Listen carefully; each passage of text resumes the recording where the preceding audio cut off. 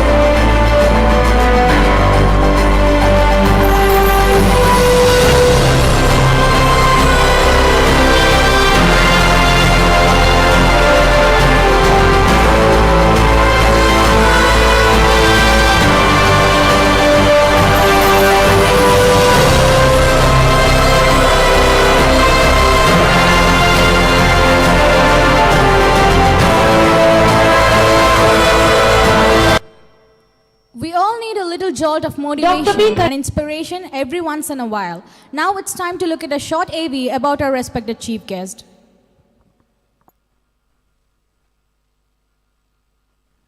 Dr. B. Kanagasabhabadi is a professor and former director of Tamil Nadu Institute of Urban Studies, Coimbatore. He is a professor, author, writer, and a social worker.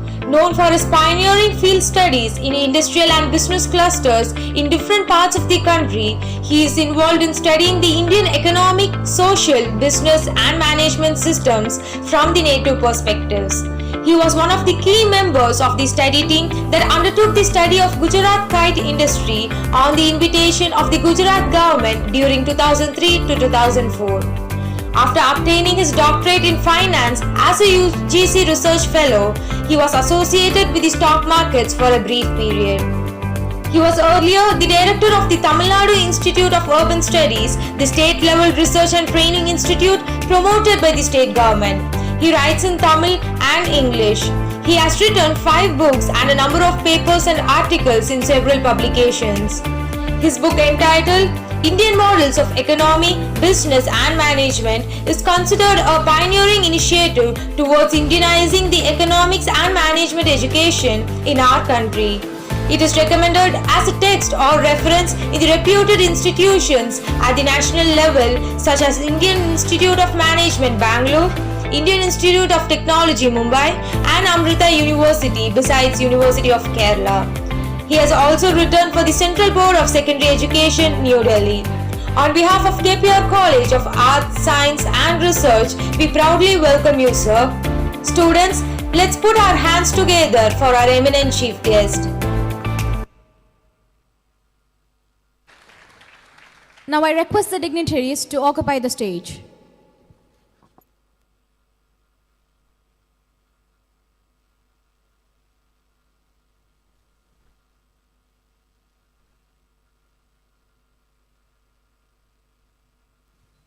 Birds and flowers in our sight are waiting with shining daylight to make this event so bright.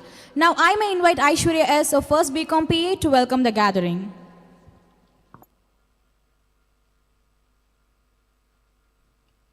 Good, better, best. Never let it rest till your goal is better and your better is best. Pleasant afternoon to all.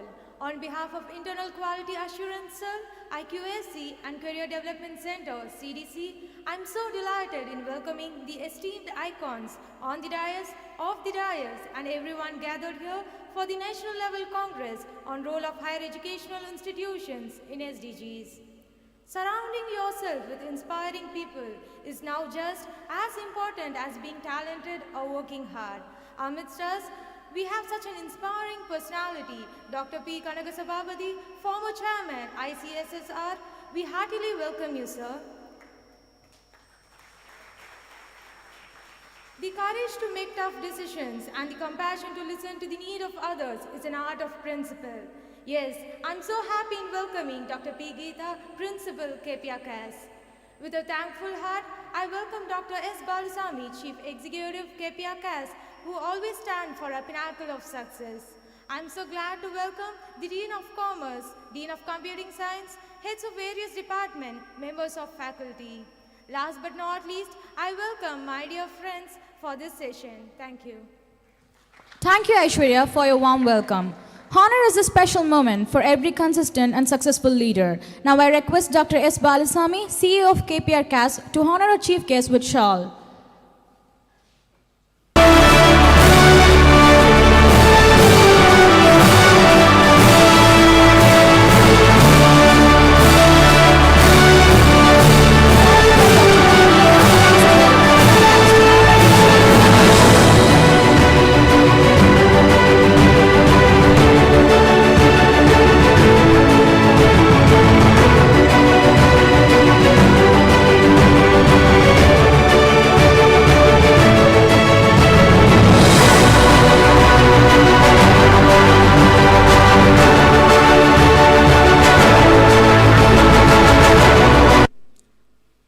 Before you're a leader, success is all about growing yourself. When you become a leader, success is all about growing others. I feel so privileged to invite Dr. P. Kanagasabapathy, former chairman of ICSSR, to take over the session.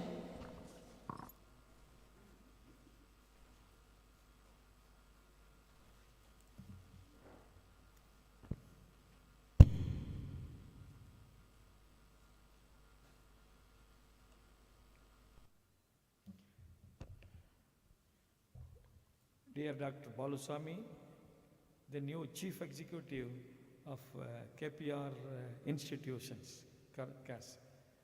So congratulations, Dr. Geeta, Principal, and Dr. Pratibha, dear members of faculty, and my dear young student friends. I am extremely happy to be part of this National Congress on the role of higher educational institutions in sustainable development goals. And my topic is Indian economy, past, present and future. Educational institutions have a critical role in the development of nations, different countries. And as far as the sustainable development goals are concerned, yes, certainly educational institutions have to play a very, very major role. The educational institutions, particularly the higher educational institutions, have to guide and help the countries, different states, to achieve these sustainable development goals. First of all, people may have explained to you as to why there is need for these sustainable development goals. The last 200, 300 years of economic approaches, what we call economic models, business models, they have created difficulties for people, for the people. Instead of solving them, they have created difficulties. If you see the countries in the last 200, 250 years, there are divisions within the countries. There will be different parts which are to an extent prosperous or very prosperous, but large part of the other regions would be less prosperous or would be even in a very bad condition. So divisions within the country and divisions among countries. If you see the globe as a whole, world as a whole, there are, at least till recently, there were rich countries, maybe about 20, 30 countries were very rich. But at the same time, there were very poor countries, particularly Africa, certain regions, very poor countries. So, in the last 200, 250 years, the economic models that the world has been following created divisions within societies, within countries, and among countries also. While the richer countries were growing faster, the poorer countries were going down. So this was the problem till recently, even today it persists. So on the one side you see people earning huge amount of money. I know today there is a chief executive who earns 8 crore per salary, per day. Per day salary 8 crore. In the Western countries particularly, whenever the new chief executive takes over his position, his immediate job will be to remove the lower level employees, at least some 500, 1000, he will remove. But his salary would be more. He will be increasing his salary, but he will see that lower level employees are retrenched, removed. So this is the kind of economic business model that we have been following in the last 200 years. As a result, there are very serious problems.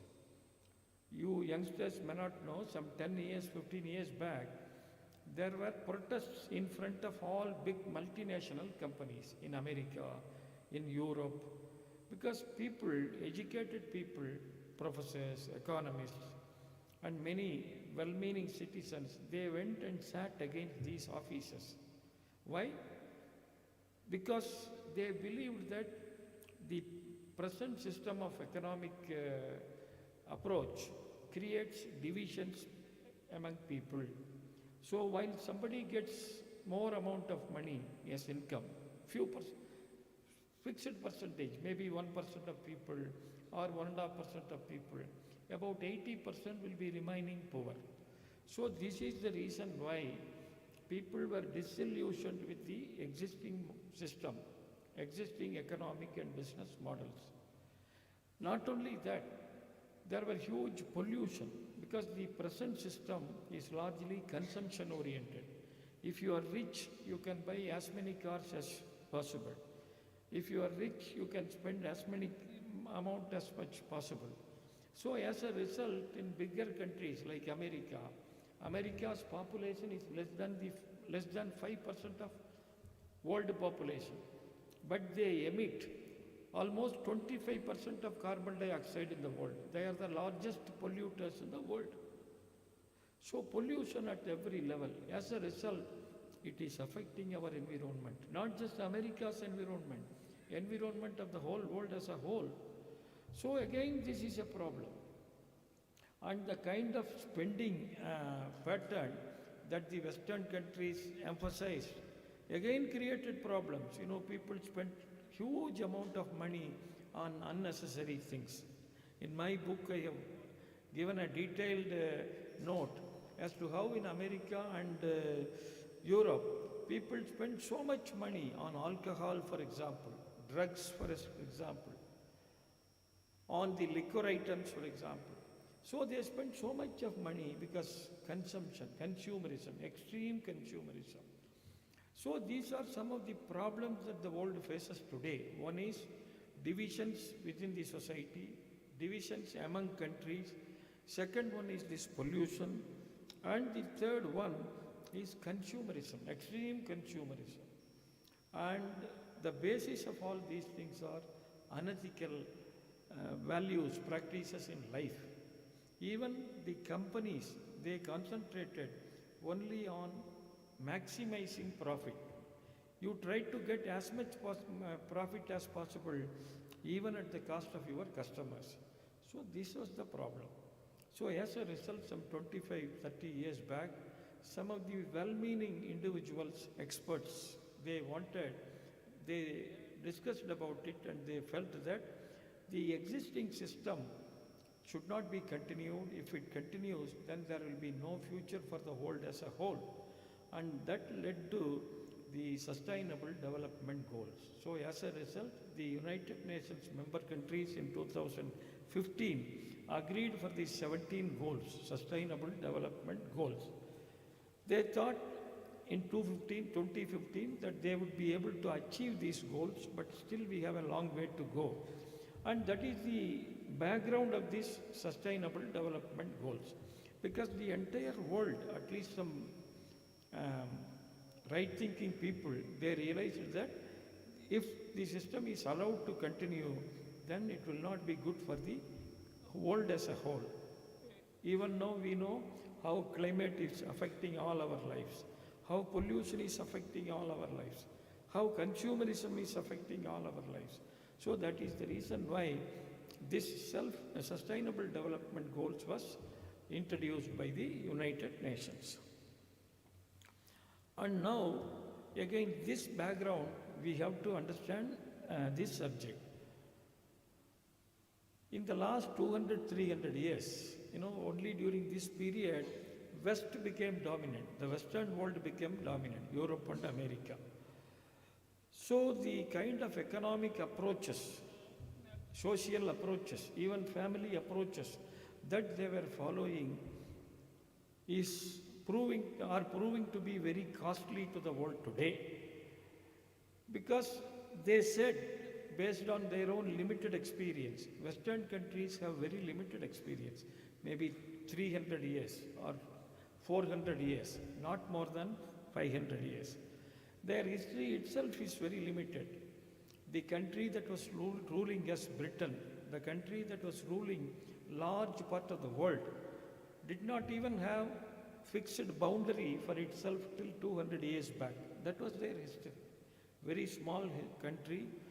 It did not even have fixed boundary. That means their history is very limited history and very limited experience. I know after the Britishers came here, they started studying the Indian education system in the 1820s, and they surveyed the number of schools and colleges functioning in India. So they prepared report, but they did not make it public. Now it is publicly available. They prepared the report. So their report says that we were the most literate country in the world in the 1820s, 200 years back. But what was the position in their country? They did not even have public schools as such. Education was given only for the rich children. And education was given only on Saturdays and Sundays. And education was given only for money. So this was the position. As a result, their literacy rate was very, very low. So that was the condition. But what we do now, we have a feeling that only the Europeans know everything, only the Americans know everything. They do not know because their experience is very limited. But if you take India, we have at least some 8,000 years of economic experience as far as I have studied, at least some 8,000 years. We have history. 5,000 years back, we have commercial cities, exclusive commercial cities. Today we call Bombay as a commercial city. 5,000 years back, Harappa, Mohenjo-daro, and later Madurai, these were all exclusive international commercial cities. So foreign traders used to come here, do business on a daily basis. That means society must have been developed, highly developed. So such was the condition. And based on our experience, economic experience, business experience, intellectual experience,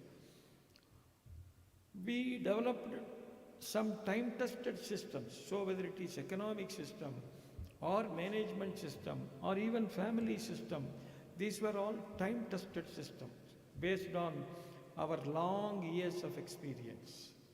Because India is not just another country, it's a civilization. It is a very prosperous civilization and perhaps the longest living civilization in the whole world. So based on experience, we have learned so many things, and as a result, our forefathers have devised mechanisms for everything. You are all commerce students. We study about companies today. We have a feeling this company system originated in Europe and America. It is not that. 2,700 years back in India, our forefathers devised this company system. So as a result, there were very many companies in India. Those days, companies were called as Srenis, S-R-E-N-I. If you type S-R-E-N-I, and then you will get details. So company system evolved here in India. Similarly, different types of business organizations, whether it is partnership, as far as I know, there were at least 7 or 8 types of business or partnership organizations functioning throughout our history. So this is based on our experience. So as a result, we had enormous experience as a civilization, as a country, but the Western world has very limited experience, very limited. But unfortunately, they began to dominate the world because, they colonized different countries. Their economic experience is very, very limited. Till 200 years back, 180 years back, slave trade was accepted as a legal method to earn money in Europe. So they used to buy and sell human beings. And I remember some 15% of their GDP in those days was through slave trade. Can you believe it? How can you sell a man or a woman? But they were doing it legally, particularly black men and women. They were getting them from Africa, selling it in the market, and they earned about 15 to 20% of their GDP, and this was shown. So this is their level of understanding of human beings. And during the initial period, they believed that even if you loot money, then that is permitted. So piracy, that means theft during, whenever ships cross seas, piracy was accepted as a legal method. In fact, piracy was encouraged by the government, different governments. So that is the reason why initially Spain and Portugal became the powers, because both were largely dependent on pirates for earning money. So their method of earning money through illegal means was accepted. And based on their own experience, of course, trial and error, they developed economic theories, popularly later called as communism and Western capitalism.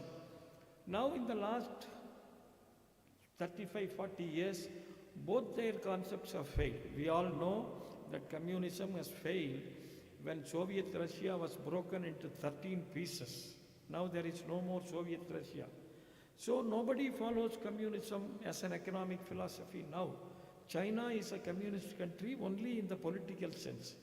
They have authority, so only one party, they will not allow others.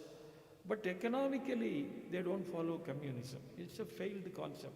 Similarly, Western capitalism, again it has failed, because Western capitalism believed in exploitation, believed in consumerism. As a result, again it has failed. In 2008, there was a global economic crisis. It affected many countries in the world, particularly the richer countries in the world. So as a result, different countries like America, Great Britain, they all faced serious difficulties. There was a country, even today that country is there. There is a country called Ireland. Ireland is a small country. The Prime Minister of that country in 2008-9 appeared on TV and said, "We have become bankrupt." A country has became bankrupt. Can you believe it? We see individuals borrowing money beyond the limit becoming bankrupt. We see companies becoming bankrupt. But a country became bankrupt due to this economic crisis. Why? What is the reason? Because they did not even know how to manage the economy. And this is part of Europe, European country. So that is how in the last 25-30 years, the Western economic models have largely failed. After the global economic crisis, one person by name Paul Krugman was a professor of Princeton University. I think he is still there. He got Nobel Prize for Economics also in 2008. He said, our economic theories, much of our economic theories, our meaning Western, have proved to be harmful to the society.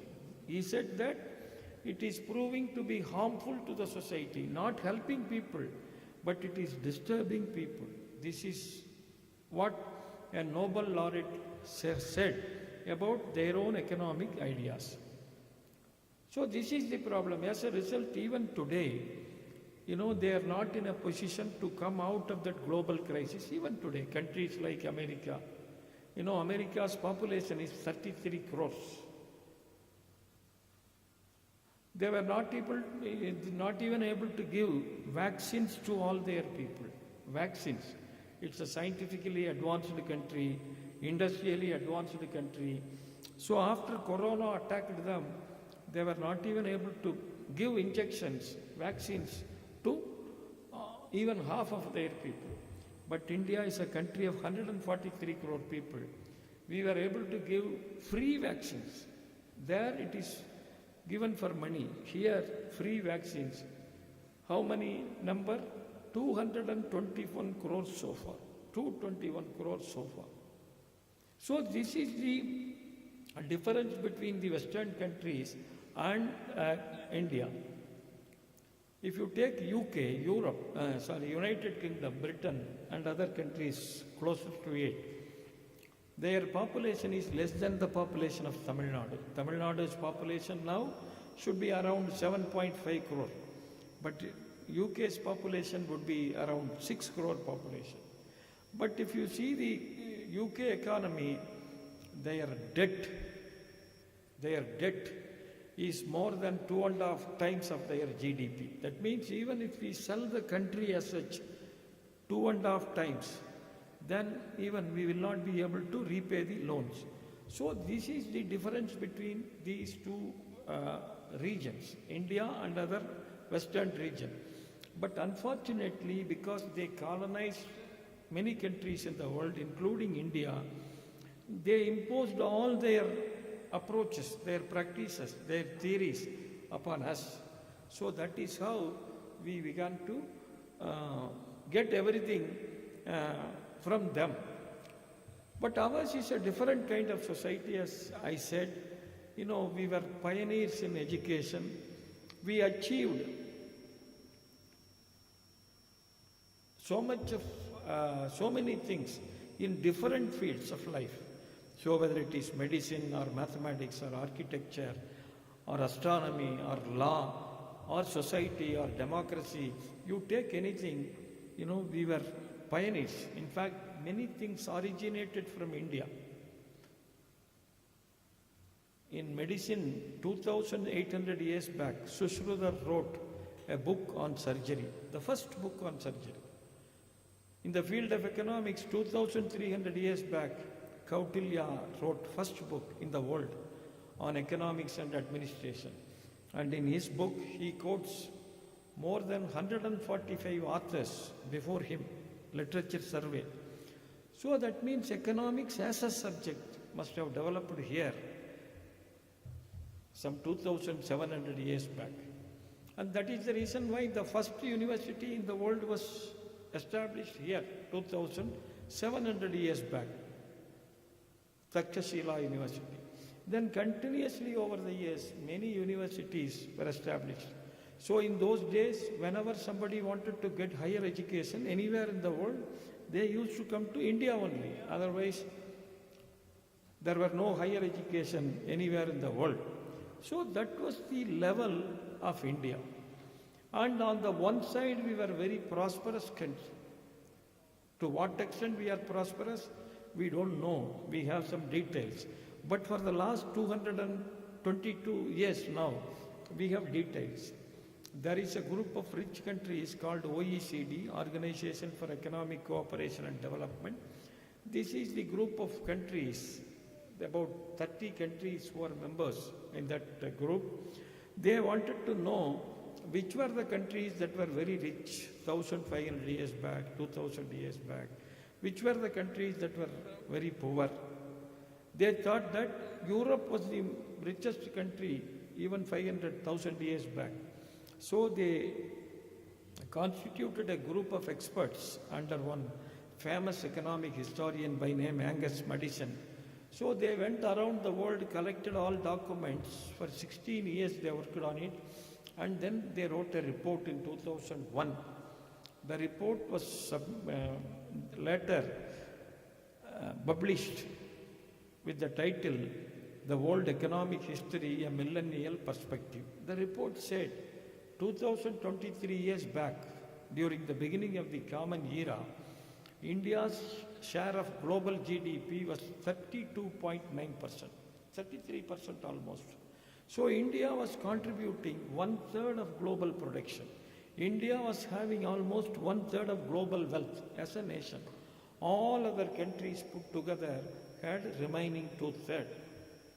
China was following us with 26.2% share 2023 years back. So India and China were the richest countries, and they remained the richest countries during the next 1750 or 1800 years.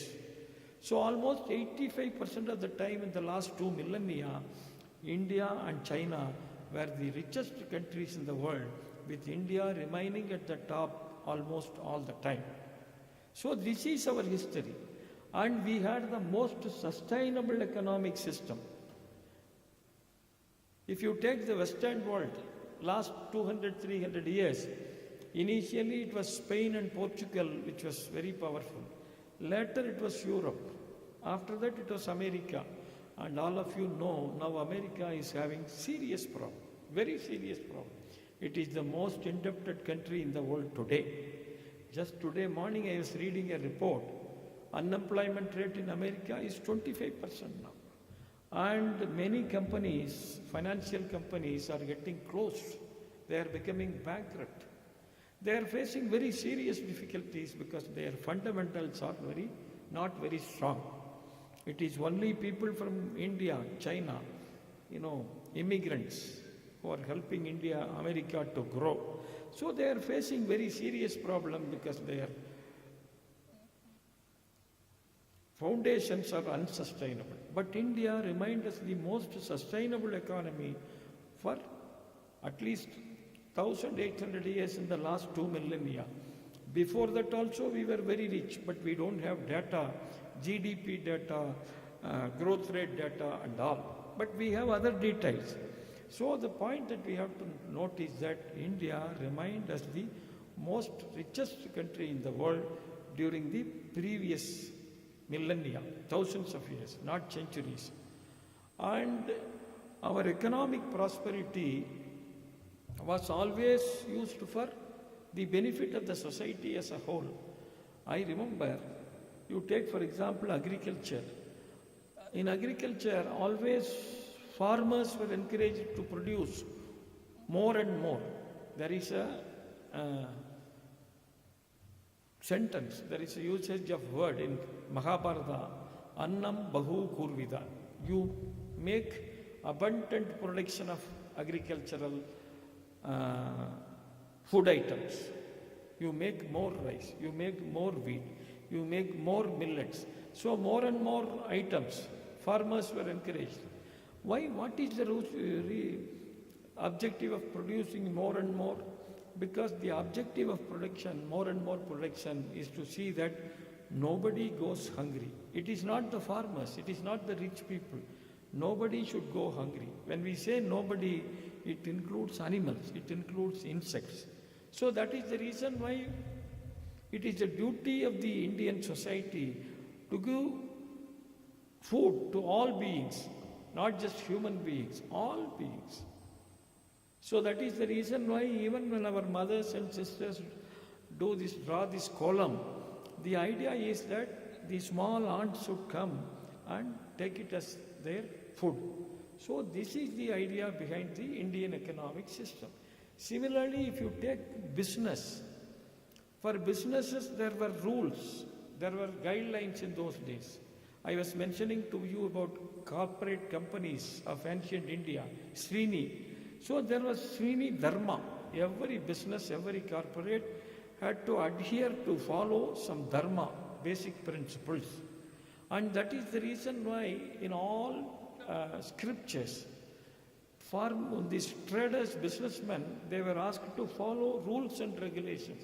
In Arthashastra, traders were asked not to earn profit beyond the limit. They have to earn profit.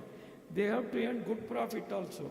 But exploitation is not allowed. Whenever there is shortage of a food item, certain item, then government would intervene. So this was how, even when people were allowed to make money, they were encouraged to earn profit. At the same time, it was not at the cost of the ordinary person. In Thirukural also, Thiruvalluvar allotted a separate chapter for advising people as to how they should make money. That chapter is called, we can call it as means of wealth, Porul Sayal Vagai. How to earn wealth. This is the title. There are 10 verses. And one verse I always quote wherever I go is that Anbeenum, Araneenum, Anbeenum, Tiranandri, Thidarindu Vanda Porul. You know, you will get satisfaction only when you earn wealth through proper means, following righteous principles, following dharma. So when you earn money, wealth through proper means, it will give not just satisfaction, but a dharmic feeling, duty. You will get not just pleasure out of it, not just anbu, aranu meenum. You will get overall satisfaction also. So this is how in every language in India, people were advised to follow dharmic principles even in their economic activities. So earlier I said agriculture, even business, other activities also we were asked to follow rules and systems. So that is the reason why on the one side there was prosperity. India always remained as rich country, but on the other side there was contentment also. If you get money, then you become arrogant. You should not. So that is the reason why rishis advise, sages advise, our scriptures advise us to be humble, to be polite. And that is the reason why India remained as the most sustainable economic power. Today, why the West is facing problem?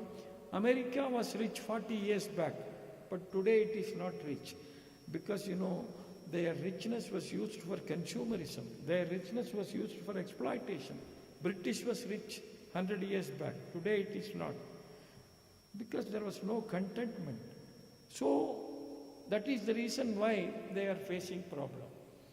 In India, I know throughout the country, there were chatrams, there were resting places. Our college here, KPR college, if you go to Tennambalayam, some 1 kilometer from there, I know, I'm a local man, there was a chatram. Even now it is there. So that was used to provide shelter and food to people who were crossing this region in the earlier days. They may be ordinary people, or there may be even traders who used to go with their items in bullock carts and then sell it in different places.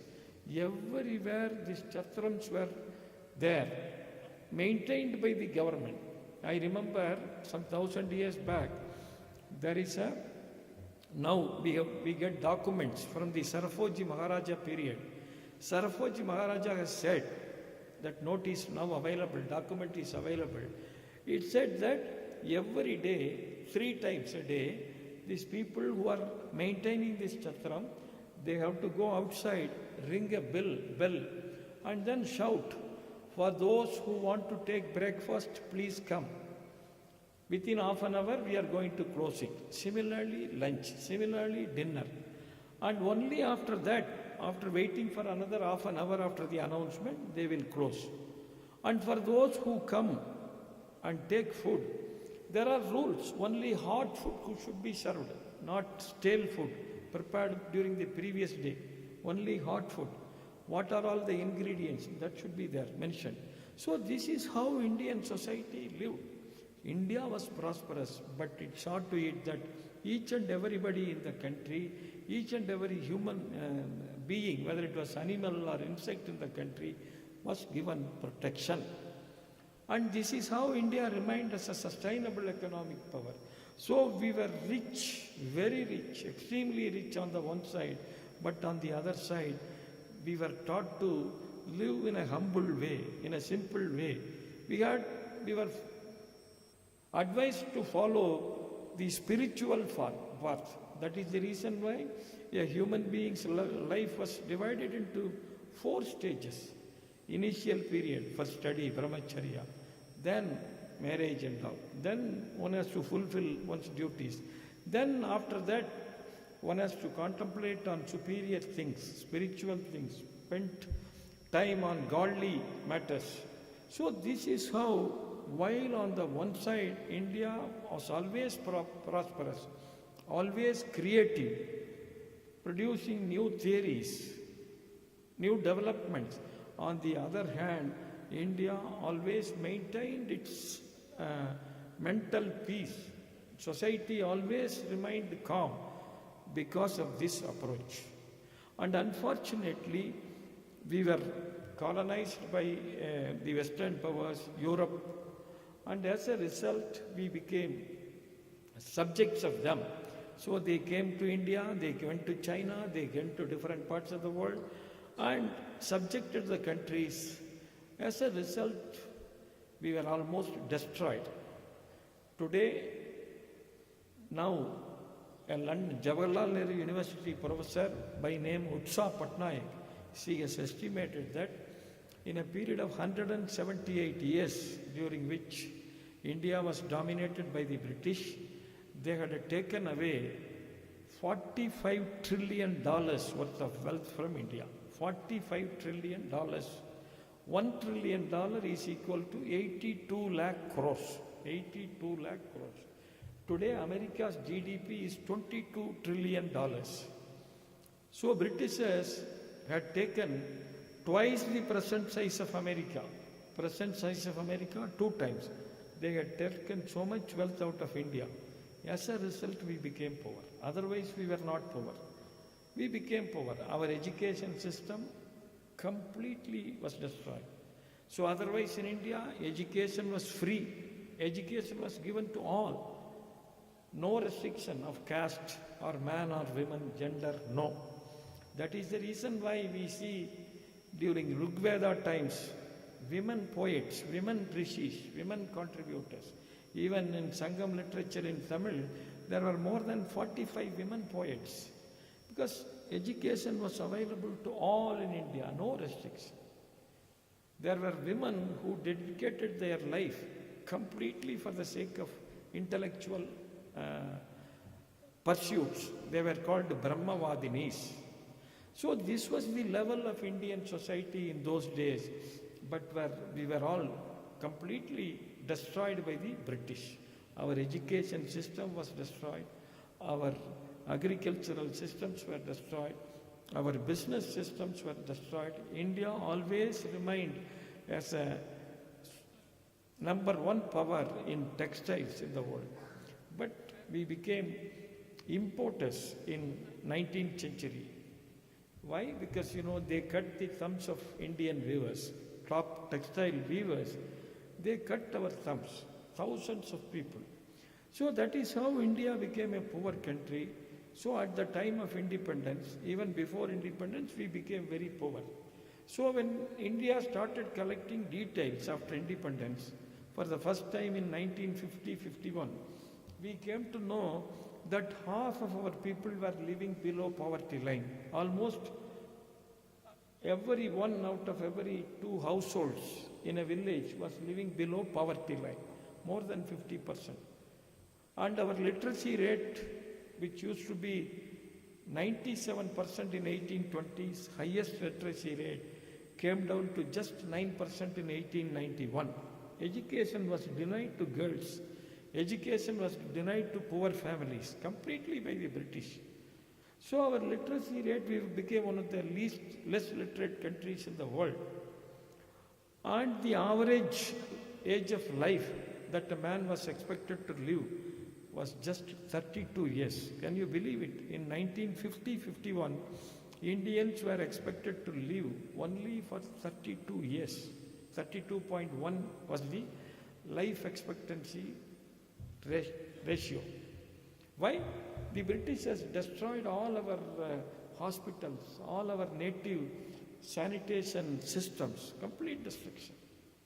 So as a result, we were a poor country in 1950-51 when we started collecting details after independence.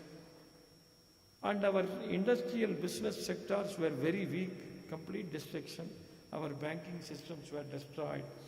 Our business systems were wiped out. So this was the position. But now, after 75 years now, we are the third largest economy in the world in terms of our GDP. Our GDP is about $11.8 trillion. $11.8 trillion now. We are the third largest economy. First is China, second one is America, third is India in terms of purchasing power parity concept. That means comparable figures. And India has the largest number of entrepreneurs. Now it will be more. A few years back, when London Business School conducted surveys, they found out that in India there are 8.5 crore entrepreneurs, 85 million entrepreneurs. 85 million. And all the international agencies, global research bodies, they unanimously accept that India is the most potential power today. If there is one country in the world that has the highest potential to emerge as a powerful nation, that is India. So 75 years back we were poor. Today we are one of the most potential nations in the world. Why? What is the reason? The reason is that we have strong fundamentals, strengths. Our foundations are very strong. Our family system, our social capital, the way in which we have our own societies as friends, as relatives, our entrepreneurial abilities, our values that we practice in life even today. You know, we treat everybody irrespective of their background as equals. But the Western societies, Western ideologies don't do that. For us, Yadum Ure Yavarum Keli, Vasudeva Kudumbakam. But the Westerners, not just Westerners, other people, they don't treat the same way as we do. They don't treat. They want to convert us through their ideology. But we don't want to convert. We accept as it is. And that is the reason why there is so much diversity in India. Across the country, if you go, you may see people with different methods of wearing dresses. Different food items are there. Different languages are there. But even then, India is one and the same. You see, when you see the people, you will understand. Some of us, for people like us who usually travel across the country, you know, if you take our own women folk, our own mothers, they will feel happy only when you take more and more food, whether it is Tamil Nadu or Rajasthan or Arunachal Pradesh. People are same because our culture is same. We are bound by a common thread called Indian culture. Some 4 or 5 months back, I was in Jammu. I don't remember the month. I think October or November. I don't know. Remember exactly. So when I was inaugurating this Ek Bharat Shreshtha Bharat initiative, one professor after the end of my lecture came and told me, sir, in Jammu, every day we sing Tiruppavai and Tiruvambavai in our temples. I did not know. I asked him, I said, true, yes sir. Then I said, can you sing it? Then he sang. He started singing. I asked him, do you know Tamil? We don't know, sir. Then how do you do it? Sir, every day in all our families, our grandfathers, grandmothers did it. Our elders did it. We are also doing it. How did you learn? He said, we write in Hindi, we write in different languages, and then we sing. So the prayer song in Jammu Kashmir, in all Vaishnavite temples, is Tiruppavai and Tiruvambavai written in Tamil. So this is the connection of different states in India. India is one and the same. Indian culture is same. That is the reason why wherever you go, if you see India, saving rate in India is very high. One reason for our economic development is that Indians save huge amount of money. Every parent would like to give best education to their children. So they put them in good schools, very good colleges, for which they need money, so they save money. They will not be spending much for them, but they will be saving money for you, for children. Similarly, people who enter into different entrepreneurial activities, they start small businesses. Why? May not be for them, but for the children, sons and daughters. So after 10 years, after 20 years, they want to see that their children enjoying good income. So that is the reason why they promote small businesses. And that is the reason why in India, always savings rate remains as high. This year, saving rate is expected to be 31%. For every 100 rupee of output, our fathers, our parents save 31 rupees, one of the highest saving rate in the whole world. Balu, a little earlier, was mentioning about Janadhan account. In 2015, our Prime Minister, because he comes from a very ordinary poor family, he knew the pulse of the people. So he introduced a scheme called this Janadhana scheme some 7.5 years back. So this was for those people who did not even have 1,000 rupees, 2,000 rupees to open a bank account. Because if you want to open a bank account, they will ask you to give 1,000 rupees, 2,000 or 3,000 rupees, depending upon the bank initially. So in India, there are people who are not in a position to mobilize, to give 1,000, 2,000, 3,000 people immediately. So for those people, he initiated this scheme. This is called zero balance account. You need not have money in your account. Otherwise, if you and I go, we have to maintain some minimum amount. But for them, it won't apply. So he introduced that scheme. You know, in the last 7.5 years, as Balu said, there are 48 crore, 20 lakh accounts opened. 48 crore, 20 lakh crore accounts opened. And about 65%, I think 70% now, earlier it was 69, are operated by women. Women. You know how much money they have in their bank account today as deposit? 1,80,000 crores. So those people who the officials, higher authorities believed that they did not even have 1,000 rupees, 2,000 rupees, now they have deposited 1,80,000 rupees in bank accounts. This is India. We have so much capacity as a nation, particularly the families and especially the women folk of India, our own mothers and sisters, they play a very, very important role in Indian economy. And wherever we go, I have narrated this in many places, I have given lectures. Now I am offering a course also on women in Indian economy. Whenever we meet entrepreneurs, they will say, sir, it is because of my mother I have grown so much. It is because of my wife that I have grown so much. It is because of my grandma. You know, it is they who encourage youngsters, encourage people. And whenever they fail in their businesses, it is these people who give them confidence. And that is how Indian society has been growing. Similarly, entrepreneurship, the kind of entrepreneurial activities that are taking place in India, it is something unbelievable. Nowhere in the world it happens. Coimbatore, for example, 60 years back it was a small place. Today, its annual turnover could be, in my opinion, more than 1 lakh or 1.25 lakh crores. So there are about 2,000, 3,000 business industrial centers like Coimbatore that contribute thousands of crores to the Indian economy. And these places, whether it is Coimbatore or Sivakasi or Surat or Ludhiana, they were all promoted by the very ordinary people of this country. They may not have much education. They don't have much financial background. They started their life as very ordinary people, and today their business turnover would be 200 crores, 300 crores, 500 crores. Last time I was in Surat about 6 months back.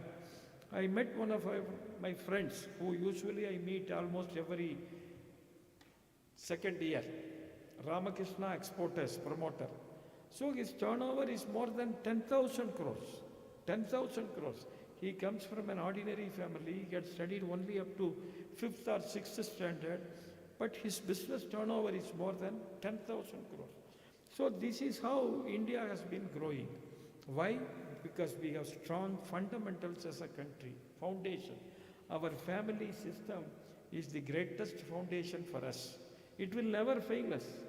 We may fail, but our family will support us. Our relations will support us. And the kind of entrepreneurial spirit that we have in India, nobody else has in the world, or at least very few countries may have in the world. So these are all our strengths that we have to understand. Our culture of saving. This is very important. Wherever our people go, there are Indians abroad, many countries. They also save. They will be around people who spend money, but they will not be spending. They will save, because that is the Indian culture. You know, every day, now this international United Nations body, every year, they are giving reports of how much money is being sent by immigrants around the world to their home countries. So there are Chinese people, more number of Chinese people living across the world. There are more number of people from Mexico, a country called Mexico, living around the world. And there are Indians also. But if you see the list every year, India will be at the top. This year, if I remember right, foreign remittances by people, by Indians who are working abroad, whose families are abroad, but they send money to India. Similarly, Chinese people of Chinese origin, they send money to China, Mexico, other countries. Every year, it is the Indians who send much money, higher amount of money. I think this year it's about $100 billion. $1 billion is 8,200 crores. So you add two more ciphers to it, it will be 8,20,000 crores was sent this year by Indians living abroad. Why? It is due to the Indian culture of saving. So it is not necessary that they save in India only. Even when they are in America, even when they are in Gulf country, even when they are in Africa, they save and send the money to their parents, their relatives. So this is how the present Indian economic system is strong. You know, there is no other country in the world except India that has changed the way India did in the last 75 years. 75 years back we were poor. Today we are the most potential country. You read the economic history of any country in the world, nowhere you can see this U-turn change. This is because of our Indian culture, our family system, our entrepreneurial culture, our culture of saving money, culture of moving with others as friends and relatives. This is called social capital. So these are our strengths. So our present economic system has come a long way from the 1950s. As a result, today we are the most potential country. So what is going to be the future? Future is certainly going to be very bright for us. Last 1.5 years, almost every second month, United Nations, IMF, International Monetary Fund, World Bank, they are giving reports about the performance of different countries in the world. All the reports say that India is the bright spot in an otherwise dark global environment. This is the very same words that they use. If you see the growth rate of other countries, rich countries, 2%, 3%.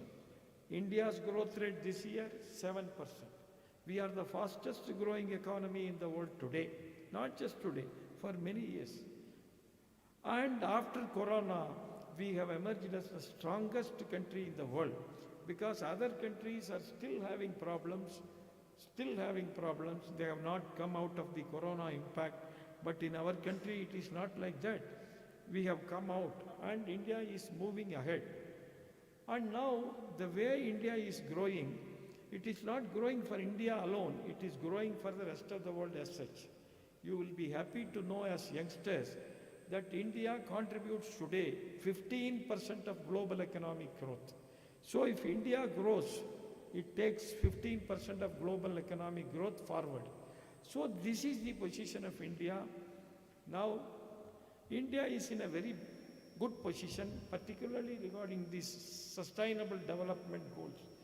You must have gone through these sustainable development goals.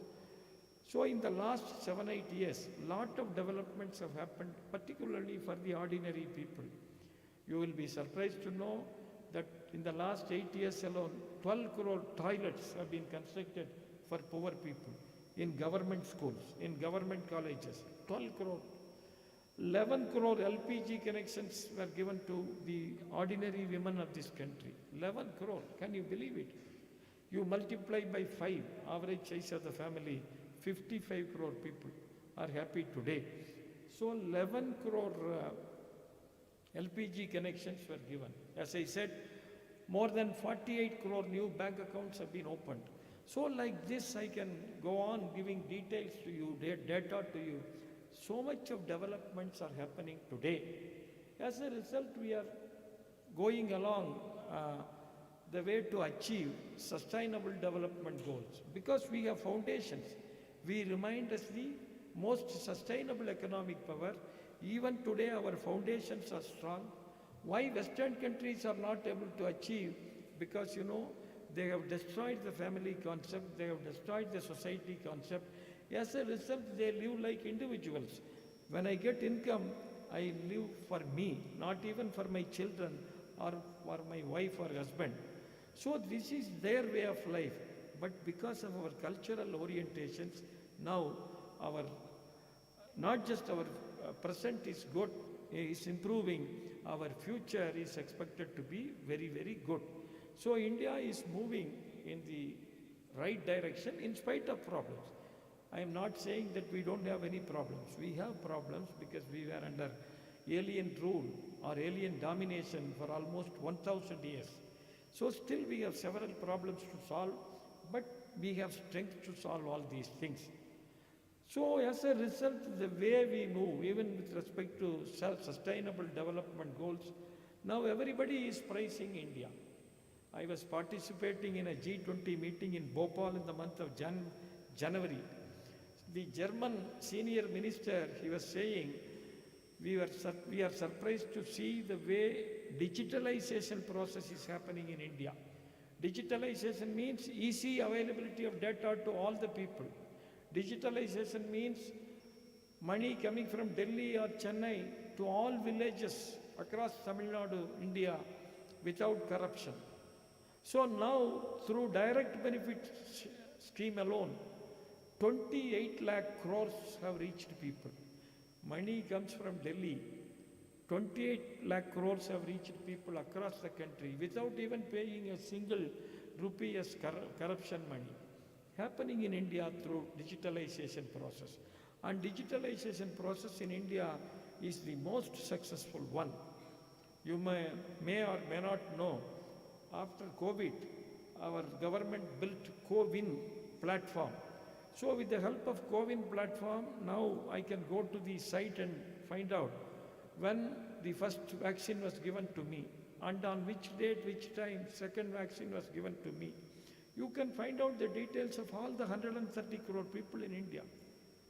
And this is publicly available, free of cost. In America, you will be surprised to know, if you go and get yourself vaccinated, they will give you paper. It's not in computers, not digitalized. So we are the most digitalized nation today. It is not just this one. Even in the case of Aadhaar, in the case of Ayushman Bharat, as far as I know, there are about 10 public digitalization platforms. They are all public. In the Western countries, they are not public. You have to pay money for it. But here, without paying money, you can go and find out. So India is leading the world in digitalization. And India is leading the world in climate action. Climate action. You know, the biggest problem for the world today is one of the biggest problems is this climate change, pollution, climate change. And for the last 35 years, they have been discussing how to reduce pollution. Why? Because rich countries are not willing to reduce pollution. They cannot go and ask people to reduce the usage of cars. They found it very difficult. So as a result, they were not able to fulfill their targets. Our Prime Minister went to the Global Climate Summit in France in 2005. He introduced a new idea. He said, sunlight is given by God. Those countries that have the benefit of sunlight, why don't you produce energy out of sunlight? It is non-polluting. So it will not create any problem. Why don't you do it? We have done it in Gujarat and we are implementing it at the all India level. All the countries accepted this idea, and as a result today we have International Solar Alliance. And you know where is the headquarters of International Solar Alliance? It is in India. It is in Haryana. There are more than 120 countries who are members of this International Solar Alliance. So now India is leading in the Sustainable Development Goals. India is not just going to achieve the target, India will be leading the other nations of the world also. Even 2 years back, we have given a definite target to the world that by 2070, India will not emit any carbon, zero carbon emission by 2070. And we are progressing towards it. In the latest budget presented by the Government of India, there are 7-8 important action points to fulfill the Sustainable Development Goals. There is a complete chapter on green energy. So hereafter, people will be encouraged to produce energy based on renewable sources. Renewable sources. Next 3 years, 1 crore agriculturists will be advised to follow organic farming. Government is going to provide funds for it.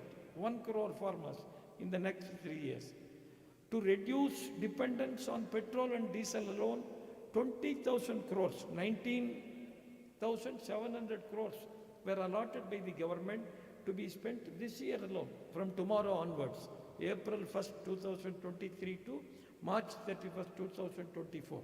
So government is moving in that direction. As a result, we would be leading the other nations in the world. Even today, we are the largest producers of this renewable energy, even today. So this is how India is leading the rest of the world. So future is going to be very bright for all of us in spite of all our problems. Particularly youngsters like you, you have enormous future ahead of you. There are a lot of opportunities opening before you. Only thing is now you have to make use of this opportunity to study well in this prestigious institution. So you make use of your time to study well. You know, engage in all positive activities. There are very many facilities available for curricular and extracurricular activities. So the next 4 or 5 years are going to be very critical for you, all of you youngsters. If you use your opportunities properly, time very wisely, then you will enjoy a very good life. I am sure that when you come out of educational institutions and engage in different types of activities, in another 10 years, perhaps, we will be able to see an India with superpower status. And that is the way towards which we are moving. So India's past was glorious, and present is certainly highly encouraging, and future is going to be very promising. Thank you very much.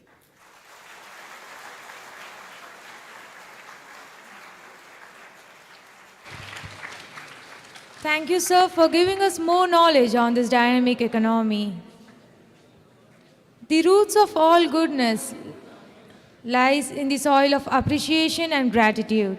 Now I may invite Satyashri of 2nd BCom PA to propose the vote of thanks.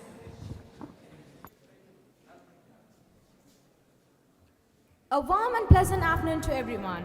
I deem it as a great honor and privilege to propose a vote of thanks on this memorable occasion. Let me first of all start by giving glory to the Almighty God for making this grand event into a resounding success. Today, I take this opportunity to express my deepest sense of gratitude and appreciation to all those who made this event such a resounding success. A special thanks to our respected Chief Guest, Dr. P. Kanagasababadi, former Chairman of ICSSR, for accepting our invitation and for being here with us today.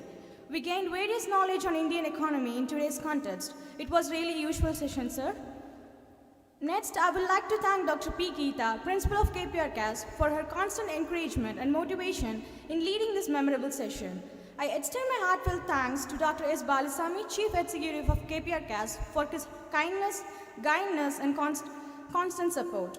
I also thank the coordinators, Dr. Pradeepa, Head IQAC, and Mr. Anand Prabhu, Placement Officer, for organizing this massive event of 5 days with 11 sessions by inviting such an eminent and inspiring leaders.